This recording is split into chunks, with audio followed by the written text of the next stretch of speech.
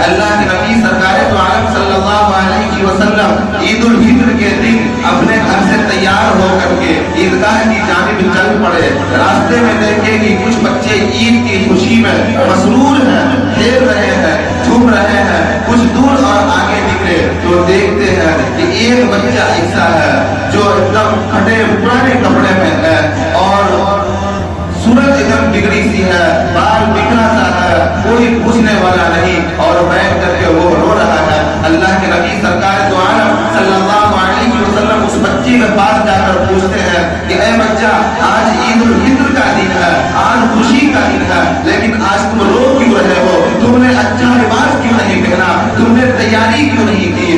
تو وہ بچہ بڑا پیارا جواب دیتا ہے. جواب کو توجہ کے ساتھ سنیے گا. اس بچے نے جو جواب دیا کہ اے اللہ کے نبی, میرے والد محترم آپ کے صحابہ تھے, میرے والد محترم صحابی رسول تھے اور وہ آپ کے ساتھ کسی جنگ میں شہید ہو گئے. اے اللہ کے نبی, عید تو اس کی ہوتی ہے جس کے ماں بھی ہو, جس کے باپ بھی زندہ ہو, اس کے لیے عید ہوتی ہے. اے اللہ کے نبی, ہماری تو ماں بھی دنیا سے رخصت کر گئی, ہمارے تو والد بھی آپ کے جنگ میں شہید ہو گئے, تو آپ میں عید کیسے مناؤ؟ میں تو یتیم ہوں, میں تو بے بس ہوں, میں کس طرح سے خوشی مناؤں؟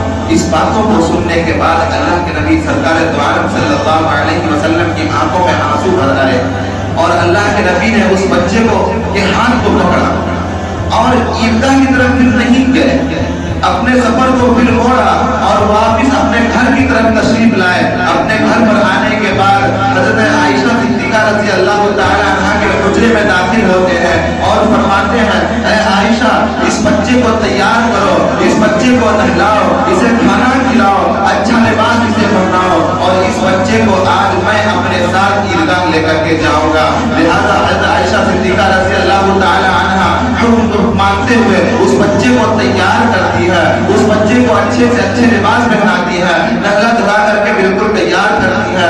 اب ذرا دیکھیے کہ یتیم کی خدمت کس طرح سے اللہ کے نبی نے کی. اب وہ بچہ جب بالکل تیار ہو جاتا ہے, اس بچے کو اللہ کے نبی فرماتے ہیں, اے بچہ, اب تو تو یتیم تھا, لیکن اب تم یتیم نہیں ہو. اب کسی کے پاس یہ نہ کہنا کہ میں یتیم ہوں, بلکہ اب یہ سوچ لو, اب یہ تم مان لو کہ تمہاری ماں جو ہے وہ حضرت عائشہ ہے, تمہاری بہن جو ہے وہ حضرت فاطمہ ہے, اور تمہارا باپ جو ہے وہ محمد رسول اللہ ہے. آج سے اپنے آپ کو یتیم نہ کہنا, اپنے آپ کو تنہا نہ ماننا.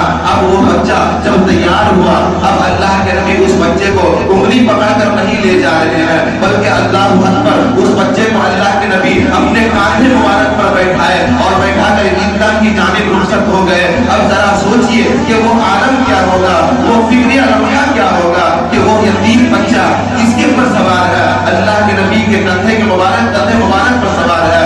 اب جب جا رہے ہیں عیدگاہ سے, صحابہ سارے دیکھ رہے ہیں کہ یہ بچہ کون ہے, نہ یہ تو حضرت حسن ہے, نہ حضرت حسین ہے, آخر اللہ کے نبی کے کندھے مبارک پر یہ بچہ ہے تو کون ہے.